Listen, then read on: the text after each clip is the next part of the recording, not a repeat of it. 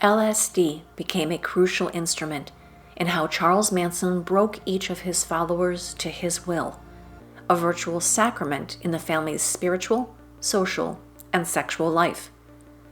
As Pat Krenwinkel, Katie, later told journalist Diane Sawyer, "Well, we took hundreds of trips together. It was always very planned because it was a means of control." LSD is effective at switching off the neurons in the brain that control behavior patterns. Normally, we have emotional attachments to our belief systems. They are wedded to our past experiences and those who demonstrated them to us at primal ages, parents, siblings. We'd feel guilty under normal circumstances throwing away those beliefs. But under acid, those feelings of guilt can be subtly removed. But when you break down the ego, id, self of an individual, it is with the purpose of filling the space with something new. Manson's programming was designed to make his followers submissive enough to satisfy his appetites and those he wished to curry favor with. And acid wasn't the only goodie that Charlie doled out to control everyone. Most of his followers, still in their teens, were addicted to sweet and sugary treats. Charlie called candy and cookies zuzus, a prison term, and was known to drive all the way to San Francisco to a favorite candy shop to buy zuzus for anyone he wanted to impress or who found themselves in his good favor. Charlie also conducted the orgies. Everyone would lie on the floor of the saloon, a record playing on the jukebox. Charlie placed a tab or capsule of acid on each person's tongue, reserving a smaller dose for himself so that he could maintain and orchestrate the events. If he sensed that anyone was uncomfortable with any aspect of sex, same-sex pairings, oral or anal sex, multiple partners, then he manipulated them into exactly that behavior. He claimed it was their parents' programming that held them back from loving one another, and sex was how you demonstrated love. Again, LSD was a tool to remove those uncomfortable feelings about sexuality so that each person was more pliable. Manson became a maestro. Prosecutor Vincent Bugliosi asserted, "Nobody touched anyone else, or kissed anyone else, or loved anyone else, unless Manson told them to do so." Leslie, however, was reluctant to submit to Charlie's sexual whims. Tex later wrote that he saw her crying when Manson ordered her to sleep with him or others. By summer '68, the family's central belief system had been systemically put in place by Manson himself. From ridding themselves of old ideas that wedded them to their birth families, to the use of acid to erase sexual phobias and prudishness, Charlie became not just a father figure, but chief spiritual leader of the family. Leslie recalled Manson savagely criticizing her for questioning his philosophy or any of the increasing number of rules. "There you go again," he'd say. "That question is just another example of your parents. You haven't gotten rid of them yet." Paul remembered a time when only Manson could soothe a follower on a bad LSD trip. Sandy freaked out on acid, started screaming about death. Sandy was always sensitive and high-strung. Charlie went to Sandy and knelt beside her. "Look at it. Don't avoid it." Gradually, her breathing calmed down. Catherine Scher, Gypsy, said, "He would show us how our parents hadn't raised us right and had abused us, had tried to shut down the light we had within, the brightness we had within. He discussed the subliminal messages that society transmitted. Then he would give us his own subliminal messages. We knew he was doing it, and we let him. That's how good he was." Charlie talked a lot about tuning in, about freeing their minds, no sense makes sense, and about achieving the mystical now. In the summer of '68, Helter Skelter was not part of his plan. Manson may have had particular ideas about race, but not yet a cohesive philosophy to rally his followers. In fact, he was still looking to other religious and spiritual groups for direction. Charlie was fascinated with the Bible and the life of Christ. The Bible had become almost a backdrop to the family's other activities. Charlie preached and supervised acid sessions, and at night amused himself by soaking in a hot tub while Leslie read to him from the Bible, always the book of Revelation. Charlie loved all the imagery, and some of it made its way into his sermons. Charlie not only interpreted the Bible for his followers, he defended it to them. Though they all respected and feared him, sometimes Charlie's edicts elicited at least mild protest, especially among the women, when he reminded them in some new way that they were completely subservient to the group's men. He always cited the Bible as the basis for his rules. Charlie explained that if something was in Scripture, it had to be true, and he would not tolerate any debate. On July 31st, Charlie visited the Scientology Celebrity Center in Los Angeles. A year before, he was turned away from the Scientology Center in San Francisco, but this location offered the hope of connecting with members from the entertainment industry. During his visit, Scientology administrators conducted a brief interview with Manson and, revealed in documents found years later, designated him as Ethics Type 3, a psychotic. It doesn't appear there is any further formal connection between Charlie and the Scientology organization after this incident. But he became even more fascinated by another organization. That August, the family visited a nearby spiritual retreat, one that had significant impact on Manson's ideas. Just a few miles from the ranch, near the Santa Susana Fire Station, sat a church known for its unorthodox dogma. The Fountain of the World combined pagan practices, apocalyptic Christian rituals, and Hare Krishna esotericism. Diane Lake, Snake, wrote, "The Fountain of the World was a religious order based upon the spiritual teachings of Master Krishnaventa, who lived from 1911 to 1958. Krishnaventa and his acolytes had formed a commune in Box Canyon in the Santa Susana Mountains near Simi Valley. They were dedicated to humanitarian service. The members wore robes, grew their hair long, and went barefoot. The women wore scarves on their heads." Diane insinuated in her 2017 memoir that Charlie's real intention in visiting Fountain of the World was to become their new messiah, not realizing they were still devoted to Krishnaventa, who died in a suicide bombing at their compound a decade before. Paul recalled, "We were at a meeting of all the big shots of the Fountain of the Worlds, and they was all talking about their guru and how great he was, and Charlie was going to demonstrate how great he was. They told us that their guru had hung on the cross up there for 3 days, and Charlie told me if I would go hang up there for a week, and so I got up and walked out the door and started figuring how I was going to get up on that thing. And then he came out and told me not to do it." He proved his point. Manson stayed at the fountain for a week.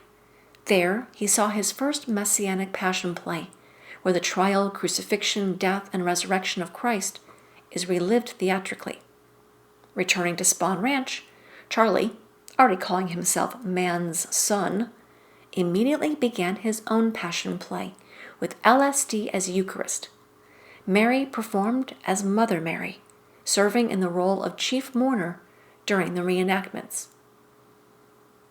With his long hair and beard, his eyes staring from face to face, he seemed to be Jesus speaking to his 12 apostles, wrote Susan Atkins.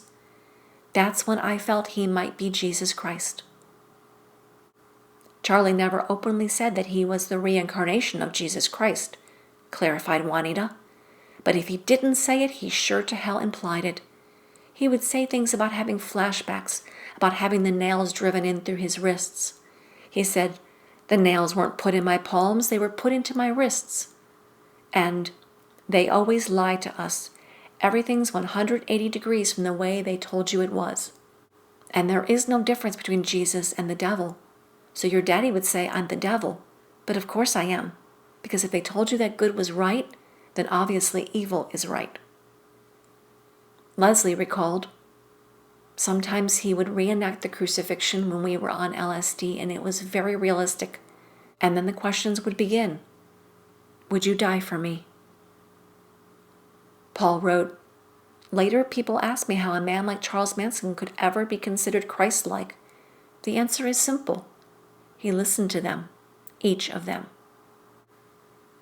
Acid validated the idea that Manson could read their minds. Pat claimed that Charlie seemed to know things about her no one else did, secret fears, secret dreams, and she was convinced that he had psychic powers. Much later, much later, she learned that his skills weren't supernatural, just super vigilant. He knew how to pay attention to people's strengths and weaknesses, and he knew how to use that information to manipulate people, she said. He'd acquired a bag of tricks in prison. Some were literally tricks used playing cards and sleight-of-hand maneuvers, which also caused people to believe he possessed extraordinary powers. Manson was also a natural performer, obsessed with mimicry and mime. One of his things was to stop you during the day, and you'd put your palms up to his, and then he'd move them in any direction that he could, Leslie recalled. Or he'd make a series of faces, and then you were supposed to try to keep up with him, and the whole thing was always geared toward just complete mirroring of him. She also remembered a time when, one night at the ranch, we were all sitting around in our little evening get-together, and he started to say, "Bah," like sheep, and every single one of us did it, exactly at the moment that he said. He programmed them to obey him, and then chastised them for doing so. According to Susan's grand jury testimony, Charlie told them, "I have tricked all of you. I have tricked you into doing what I want. I am using you, and you are all aware of that now, and it is like I have got a bunch of slaves around me." A sociopath isn't just defined by their indifference to others, but by their desire to feel and be more powerful. For Charlie, during those isolated years in prison, he found his power by reading, immersing himself in philosophies, doctrines, and ideas that permeated into his subconscious. Those ideas took on new life in this indulgent but surprisingly compliant environment. Charlie's philosophies weren't part of some strategic plan to control people's minds and hearts, nor was he the only master manipulator of that era. As the family grew in numbers, Charlie got frustrated with his inability to take care of everyone. He needed that record deal to come through, damn it. Patience is a virtue, but Manson was not a particularly virtuous man. Dean Morehouse wasn't living at Dennis Wilson's any longer, but still associated with the drummer. Once, doing yard work for Terry Melcher at Cielo Drive, Dean saw his buddy Tex Watson and Mary Bruner. They were looking for Terry. And that fall, Melcher hosted a party at his home. Deanna Martin, who met Manson at Wilson's earlier that summer, attended with her friend, actress Gwen Wells. Deanna later testified that she saw both Charlie and Tex at this party. Manson himself claimed to have been at Cielo at least 5 times. Charlie started to talk about escaping. Susan wrote, "He was sold on the idea of reincarnation. We are ageless," he said. "We will never die. But nothing else is secure because time is running out for the world. Society is killing the planet. Vietnam is just part of it. And pollution, too. Society is evil. Big business is evil. The establishment is evil. Time is running out, and we've got to get out into the country, into the desert, to live off the land." Perhaps this fascination went back to his experiences with Uncle Jess, who blew himself and his distillery up rather than share the profits with greedy Uncle Sam. In the late summer of 1968, Charlie began to talk about escape. His number one choice of destination was always the desert. In the book that purports to be his memoir, Manson explained, "As far back as 1955, when I was driving the stolen 1951 Mercury and passed through the Mojave Desert for the first time, The spacious, sparsely populated land there had moved me. On recent trips with the girls, I had felt the urge to see more of the desert than could be seen from the main highways. I began making trips to areas of the desert seldom seen by tourists, little towns like Shoshone, Tecopa, Panamint Springs, and others so small they don't rate an acknowledgement on most maps. The smaller the town, the more earthy and likable were the people who lived there. Even more to my liking, we could get so far off the beaten path that we were seeing places only visited by property owners, prospectors, or some recluse seeking escape from people, laws, and protocol. I thought the desert was the place to start establishing some permanent roots. It was fortuitous that fall when they met Cappy Gillies. 17-year-old Gillies grew up in San Juan Capistrano in Orange County. George Spahn nicknamed her Capistrano, but the family shortened it to Cappy.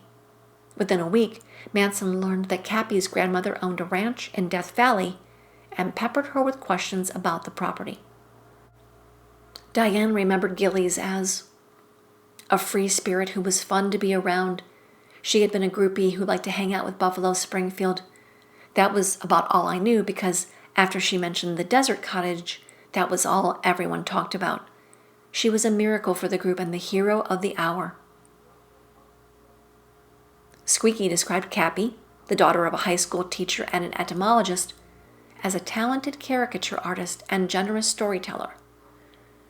She was a free spirit, known for taking off and not fully trusted.